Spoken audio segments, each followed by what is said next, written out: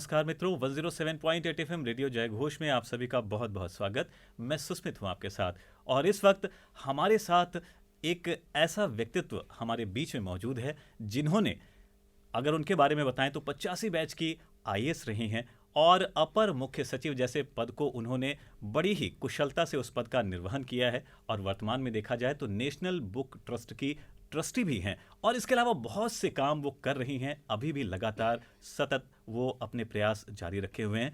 तो वैसे तो इनके बारे में हम सभी जानते हैं, लेकिन फिर भी यहाँ पर हम आगे उनसे बात करेंगे और बहुत कुछ जानेंगे। हम स्वागत करते हैं डॉक्टर अनीता भटनागर जैन जी का, जो कि वरिष्ठ आईएएस रही हैं। बहुत बहुत स्वागत है रेडियो जय घोष में आपका मैम। बहुत बहुत धन्यवाद जी। और आज आपको पाके बहुत सारी बातें मन में उमड़ रही हैं।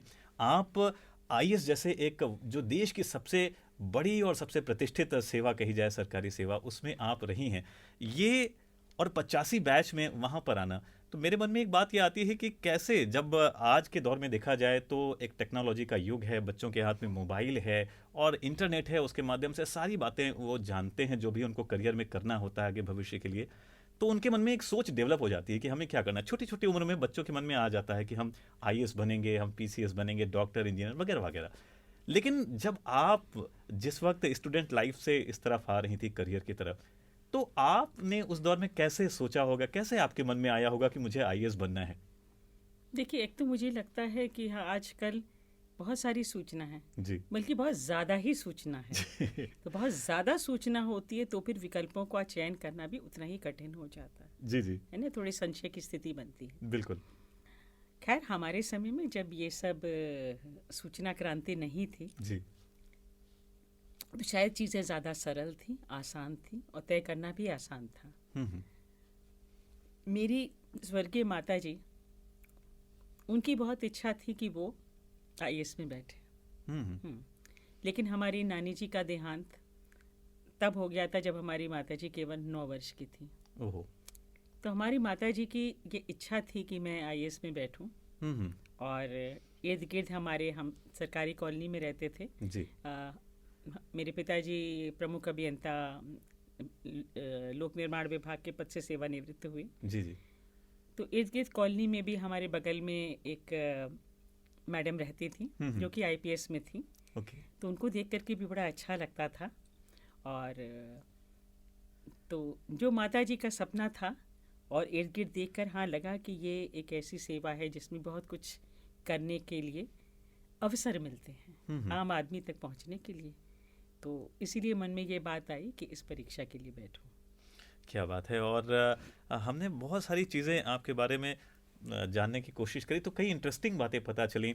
उसमें पता चला कि आप बहुत छोटी सी उम्र में, लगभग 8-9 साल की उम्र में ही आप रेडियो से जुड़ गई थी। कैसे, क्या रेडियो की तरफ जाना हुआ आपका? और जैसे मैंने आपसे कहा, मेरे ख्याल से जीवन में हम जो कुछ भी बनते हैं विशेष रूप से जी। माताओं का योगदान सबसे अधिक होता है। हाँ हाँ। तो 8 वर्ष की उम्र में मम्मी मुझको रिक्शा पे बैठाकर ऑल इंडिया रेडियो ले जाती थी। क्या बात है। कि बच्चों के प्रोग्राम में। जी, बाल जगत आता था उस दौर में। हाँ, जी। और मुझे पता नहीं था, क्योंकि ज़िंदगी में बाद में आपको लगता है कि हर कड़ी कहीं ना कहीं जुड़ी हुई है। क्या बात कही। वाह।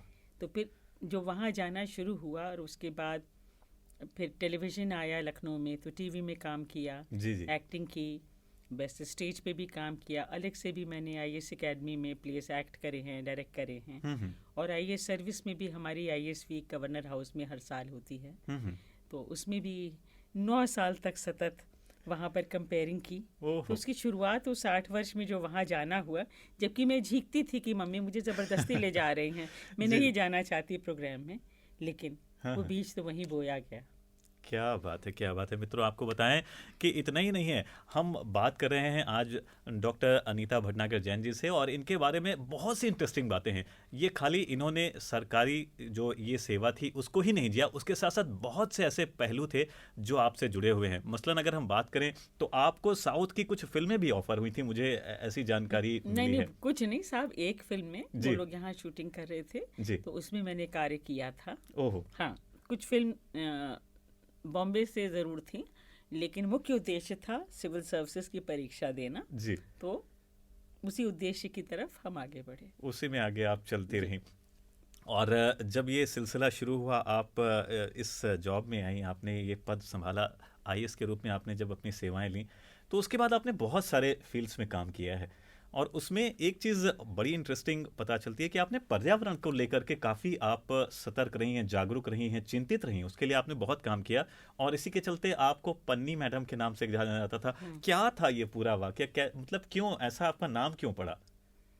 देखिए, थोड़ी सी इसकी पृष्ठभूमि है। जी और मुझे यकीन है कि हम सबकी ज़िंदगी में एक ऐसा क्षण आता है जी जी। जिसे हम वाटरशेड मोमेंट कहते हैं। ओके। हाँ, वाटरशेड यानी दो अलग अलग ड्रेनेज का हिस्सा, जी। एक रिच। जी तो एक ऐसा क्षण अवश्य आता है जिससे हमारी जीवन जीने के जो तरीका है या जिस तरफ हम जा रहे हैं वो बदल जाती है। जी जी।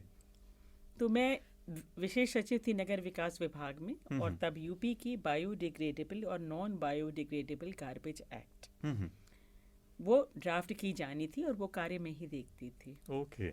और मैं सोचती हूँ कि मेरा सौभाग्य था कि वो कार्य मुझे आवंटित था, क्योंकि आगे चल के मेरे जीवन में उसकी इतनी बड़ी भूमिका हो गई। जी जी। तत्पश्चात मैं जिलाधिकारी कानपुर नगर के रूप में तैनात हुई, और उस समय वहाँ गंगा जी के घाटों पर जो हालत थी, जो गंदगी थी, फूल मालाएं, अन्य प्रकार का कचरा, तो उसको देख करके दिल बड़ा दुखी हुआ।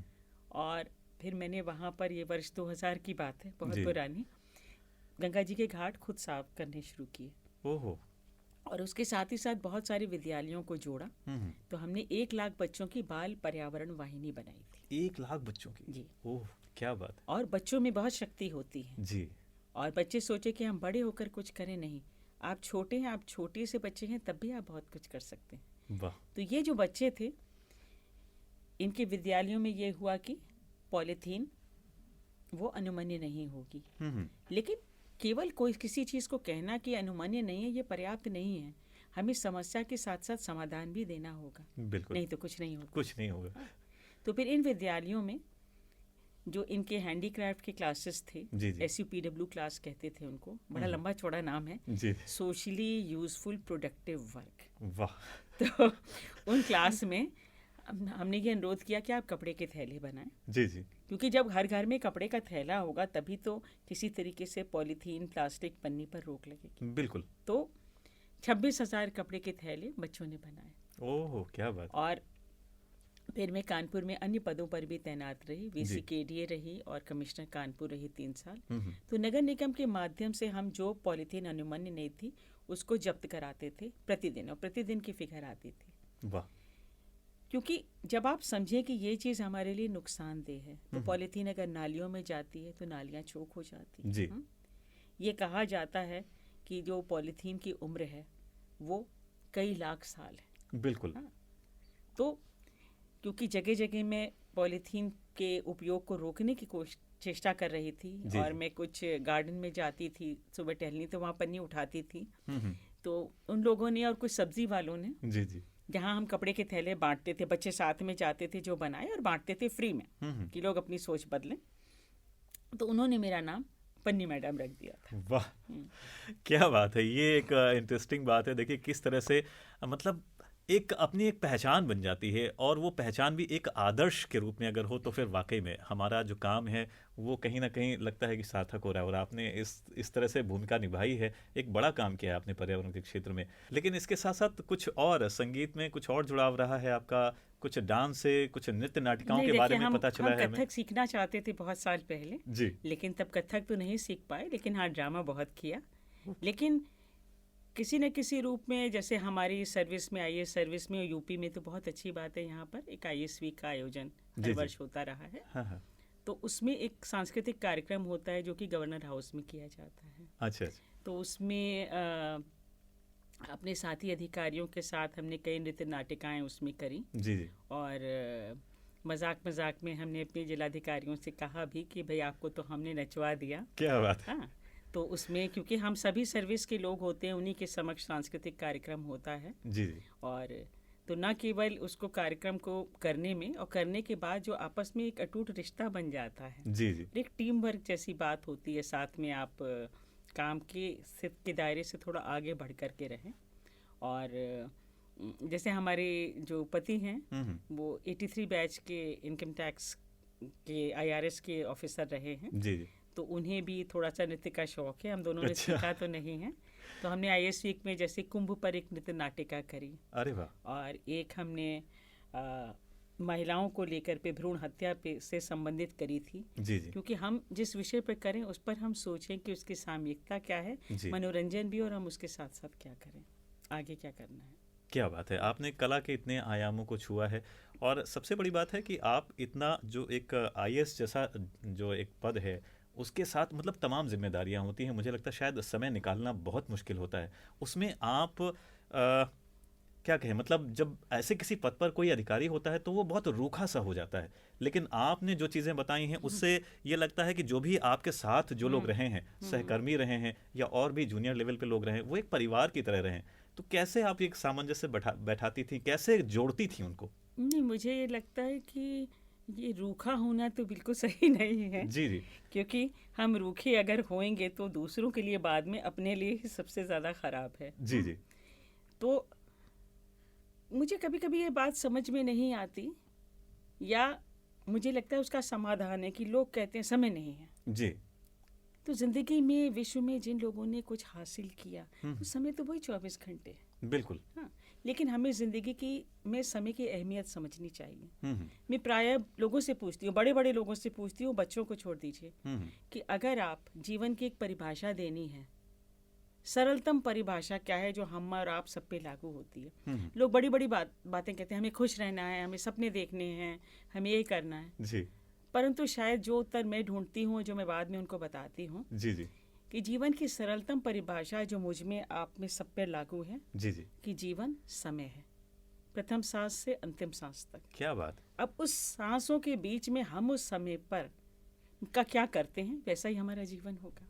वाह। तो उसी 24 घंटे में अगर हम तय कर लें, हमारी ये प्राथमिकताएं बदलती भी रहती हैं, बदलनी भी चाहिए जीवन के साथ। जी परिवार का भी देखना है, कार्य भी करना है, और भी जो रुचि है, पर अगर उन प्राथमिकताओं को तय करके चलें तो बहुत कुछ किया जा सकता है। हमने तो बहुत काम हासिल किया है। जी विश्व में तो ऐसे ऐसे लोग हैं, अपने देश में भी ऐसे लोग हैं जिन्होंने पता नहीं कितना हासिल किया, जी और उतने से ही जीवन में ना। क्या बात।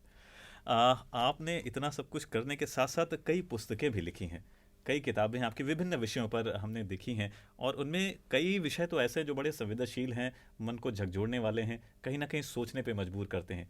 ये कैसे आपके मन में आया, लेखन की तरफ आप कैसे जुड़ी और कैसे समय निकाला? देखिए, लेखन तो ऐसा है कि मैं शायद एक्सीडेंटल राइटर बन गई। जी भारत सरकार में तैनात थी, जी उच्च शिक्षा विभाग में। अच्छा। और उच्च शिक्षा विभाग से सभी मंत्रालयों में मैगजीन निकलनी चाहिए, जी जो एक प्राविधान है। हाँ, तो वहाँ पर क्योंकि मैं उत्तर प्रदेश काडर से थी, और ये हुआ कि मेरी हिंदी अच्छी है, जी जी तो वो कार्य मुझे दे दिया गया, ऑफिशियल लैंग्वेजेस का। अब भारत सरकार में सभी के पास बहुत काम रहता है, तो प्रायः ये होता कि ये एक अतिरिक्त कार्य है, इसके लिए हम कैसे समय निकालें। जी खैर, तो हमने वहाँ एक मैगजीन निकाली, और उसका मैंने नाम रखा शिक्षायण। ओके। और वो मैगजीन उस मंत्रालय में 8 साल बाद छपी। और सबसे महत्वपूर्ण बात यह है कि उस मैगजीन में हमारे मंत्रालय के ही विभिन्न संस्थानों के लोगों ने लिखा। क्या बात। और क्योंकि मुझे वो काम दिया गया था ना, तो मुझे संपादक बना दिया गया था। तो वो जो मैंने आपसे कहा कि एक्सीडेंटली मैं उस लाइन में चली गई। जी जी और हमने फिर उस मैगजीन के 2 संस्करण निकाले एक वर्ष में, और हमारे विभाग को राष्ट्रपति जी के यहाँ से प्रतियोगिता में हमें पुरस्कार मिला। अरे वाह। जी फिर मैं इंफॉर्मेशन टेक्नोलॉजी विभाग में भारत सरकार में रही। जी जी वो तकनीकी विभाग था, वहाँ बहुत सारे तकनीकी साइंटिस्ट, उस पृष्ठभूमि के लोग थे। जी जी वहाँ 16 साल से मैगजीन नहीं छपी थी। Oh my God. तो हमने वहाँ स्पंदन नाम रखा, और वहाँ भी वही चमत्कार उन लोगों ने किया, और हमारे 2 संस्करण लिखे, सब लोगों ने लिखा, और हमारे विभाग को फिर से पुरस्कार मिला राष्ट्रपति महोदय के यहाँ से। हाँ। जब आप जैसा व्यक्तित्व किसी ऐसी विभाग में पहुंचेगा तो निश्चित रूप से वहां पर चमत्कार देखने को मिलेगा, और ये चमत्कार होना भी चाहिए, तभी हमारा जो देश है, हमारा जो देश का परिदृश्य है वो बदलेगा, वरना तो ऐसे बड़ा मुश्किल है। और आप जैसा व्यक्तित्व ही ऐसा करता है। एक बात मन में आती है डॉक्टर साहब कि कहा जाता है हर सफल पुरुष के पीछे एक महिला का हाथ होता है। आप इतनी सफल और इतना सब कुछ आपने जिया है, इतना सब कुछ आपने किया है, आपने कला के क्षेत्र में बहुत काम किया है, आपने पर्यावरण के क्षेत्र में काम किया है, समाज सेवा पे आपका बहुत सा काम है। तो आप अपने आप को जब ऐसे देखती हैं और इतना सब कुछ करने के बाद आप अपने पीछे किसको पाती हैं? आप अपनी सफलता का श्रेय किसे देना चाहती हैं? देखिए, सफलता का श्रेय एक व्यक्ति को नहीं जाता, जी बहुत सारे लोगों को जाता है। जी। शुरुआती दौर की बात करें तो सबसे ज़्यादा श्रेय, सबसे अधिक श्रेय मेरी स्वर्गीय माता जी को जाता है। जी अगर मैं आईएएस के लिए 14 घंटे मतलब पढ़ाई करती थी, वो 8 घंटे रोज़ बैठ करके पूजा करती थी। Oh my God. तो 8 घंटे रोज़ पूजा करना भी अपने आप में बहुत कठिन है। बिल्कुल। वो मुझे घर का बिल्कुल कोई काम नहीं करने देती थी और उन्हें लगता था पढ़ो पढ़ो, जबकि ये होता था कि जब मम्मी नहीं होती थी हम चुपचाप जल्दी से चोरी से बर्तन धो के रख देते थे, झाड़ू लगा के रख देते थे कि मम्मी का काम कम हो उनका जाए, काम ना? कम हो जाए। जी और उस दौर में प्रायः लड़कियों की शादियां कर दी जाती थी और बहुत अच्छे अच्छे ऑफ़र आए और घर में दादी बाबा को लगा कि भाई विवाह कर दो, आईएएस का ऑफर आ रहा है। बिल्कुल, वो तो माहौल उस समय ऐसा रहा होगा। तो फिर लेकिन हमारी मम्मी का ये कहना था कि नहीं, मैं अपनी लड़की को खुद आईएएस बनाऊंगी और भगवान की असीम असीम कृपा है कि उनका सपना पूरा हुआ। क्या बात। जी और सही बात है। और ज़िंदगी में बाकी आगे जो भी हम करते रहे, तो हमारे हस्बैंड हैं मिस्टर आशु जैन, जी। इनकम टैक्स से में डीजी इन्वेस्टिगेशन रहे पूरे यूपी उत्तराखंड के। तो उनके भी कुछ हमारे दोनों की एक से शौक हैं। अरे वाह। तो एक से शौक होते हैं तो शायद चीजें ज़्यादा आसान अच्छा हो हो जाता जाती है हैं, कि बेहतर हो आगे जाता बढ़िए। जी। और जो मैं लिखती हूँ तो मेरी बेटी है, तो वो एक तरीके से मेरी लिटरेरी एडवाइज़र है। क्या बात। क्योंकि आप कुछ भी लिखिए जी तो हम उसको देते हैं कि भाई बेटा तुम पढ़ो, एक निष्पक्ष रूप से इसमें क्या सही है क्या नहीं है, क्या ये चीज़ उभर कर आ रही है। तो मुझे बहुत सही राय देती है अनुश्री, जो मेरी बेटी है। मैंने एक फिल्म बनाई थी यूनेस्को के लिए पर्यावरण पर, हाँ, हमारी पृथ्वी हमारा घर। उस फिल्म को बनाने में और उसमें बहुत सारा तकनीकी सहयोग, मेरा बेटा अनिरुद्ध उस समय तो स्कूल में पढ़ता था जी जी, बट उसने मेरा बहुत सारा सहयोग उसमें किया। क्या बात। कि क्या क्या चीज़ करें क्या नहीं करें। तो मुख्यतः परिवार में सबका इतना सहयोग मिला और मिलजुल कर ही काम संभव हो पाता है। यानी एक किसी का योगदान नहीं कहा जाएगा, ये काफ़ी लोग हैं और पूरे परिवार का योगदान है जो आज आप इतना सब कुछ कर पाई हैं। और एक मैं ज़रूर कहूँगी कि सबके साथ के साथ साथ एक बात बहुत ज़रूरी होती है, हम में से जो कोई भी हैं, हमें निरंतर सीखना चाहिए। जी जी।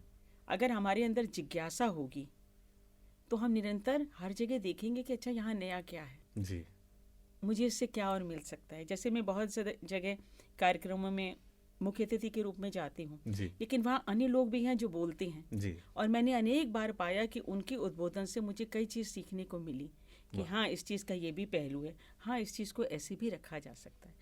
और बच्चों से तो बहुत कुछ सीखने को मिलता है। क्या बात है। तो लेकिन बस मन खुला होना चाहिए। तो हम सभी विद्यार्थी हैं, चाहे जो भी हमारी उम्र हो। जी जी, आपने विद्या की बात की, विद्यार्थी जीवन की बात की और उसके साथ साथ अभी पिछली बात में आपने कुछ ये बताया कि जब आप तैयारी कर रही थी तो आपकी जो तैयारी थी वो 13-14 घंटे कुछ थी। तो जो हमारे बच्चे, जो हमारे साथी सुन रहे हैं इस वक्त और उनमें से जो इस तरह के किसी पद पर जाना चाहते हैं, उनके लिए आप क्या मैसेज, क्या उनको गाइडेंस देना चाहेंगी? देखिए, मैं जो भी हमारे श्रोतागण हैं, दर्शकगण हैं, उनसे ये कहना चाहूँगी कि सबसे पहले आपका लक्ष्य क्या है बिल्कुल सुस्पष्ट होना चाहिए। अगर आप संशय की स्थिति में हैं तो फिर आप बहुत अच्छे तरीके से मेहनत नहीं कर पाएंगे। जी। हाँ, तो आपका लक्ष्य क्या है ये स्पष्ट होना चाहिए। आपको उस लक्ष्य को पाने के लिए एक जुनून की तरह मेहनत करनी चाहिए, क्योंकि जब हमें जुनून होता है, एक उत्कंठा होती है जी। तो चाहे हम पढ़ रहे हो चाहे हम सरकारी कार्यालय में काम कर रहे हैं, हम थकते नहीं हैं।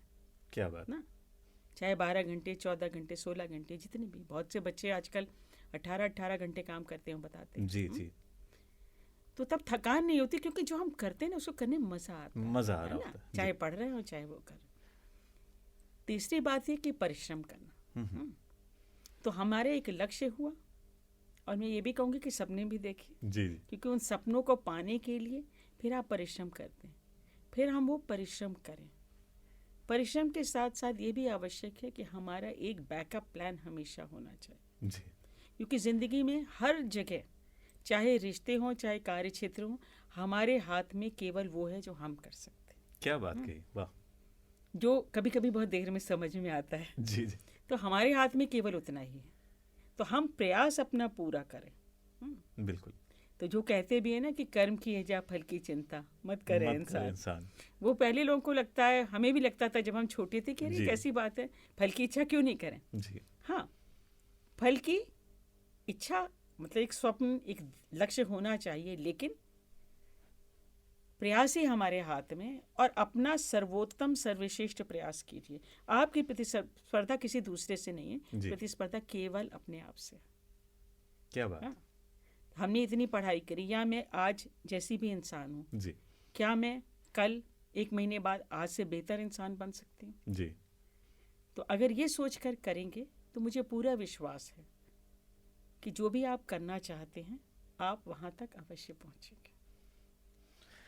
मित्रों, ये जो बातें आप तक पहुंची ये वाकई में किसी मंत्र से कम नहीं है। अगर आप अपने जीवन में इन्हें उतार पाएं और इन्हें जीवन में उतार के देखिए, आपको आपकी मंजिल से कोई भी भटका नहीं सकता, कोई भी दूर नहीं रख सकता।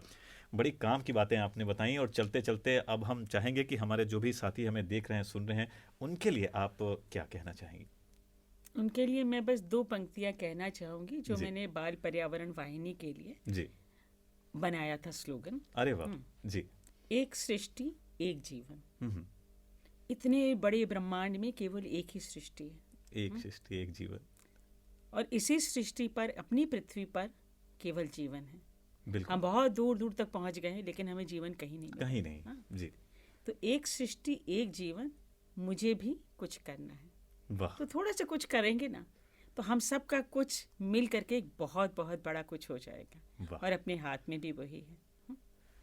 तो मित्रों, आपने सुना कितनी बढ़िया बातें हम तक पहुंची और कितनी आसानी से, कितनी सहजता से, इतने कहा जाए तो एक बड़ा व्यक्तित्व है जिन्होंने बहुत बहुत कुछ जिया है, और बहुत सब कुछ देखने के बाद आज उनके पास जो अनुभव था वो पूरे अनुभव का खजाना आप तक पहुंचाया है। तो आप इस बात से लाभ उठाइए। और फिलहाल हम आपको बहुत बहुत धन्यवाद कहेंगे। आपने अपना कीमती समय हमें दिया और हमारे साथियों से आप जुड़ी, हमारे चैनल से आप जुड़ी। हम इसके लिए हम आपके बहुत बहुत आभारी हैं। नहीं, मैं आप सबकी आभारी हूँ। जी। मैं आपके जय घोष के आभारी हूँ, और संस्कृति विभाग की विशिष्ट रूप से आभारी हूँ कि आपके माध्यम से इतने सारे श्रोताओं तक, इतने सारे दर्शकों तक थोड़ी सी कुछ मेरी बात पहुँच पाई। जी। तो सभी को बहुत बहुत शुभाशीष, बहुत बहुत धन्यवाद। तो मित्रों, आप ऐसे ही जुड़े रहिए हमारे साथ, और हम आपको समय समय पर ऐसे ही मिलवाते रहेंगे। हमारे बीच में ऐसे ही व्यक्तित्व आते रहेंगे, और हम चाहेंगे कि आगे भी हम डॉक्टर अनीता भटनागर जैन जी से, उनसे फिर हमारी आगे बात हो, उनसे फिर चर्चा हो और कुछ और बातें हमें सीखने को मिले। फिलहाल आज के लिए लेना होगा यहीं पर अनुमति। आप जुड़े रहिए आपके अपने चैनल 107.8 FM रेडियो जय घोष में। मैं सुस्मित लेता हूं अनुमति। नमस्कार।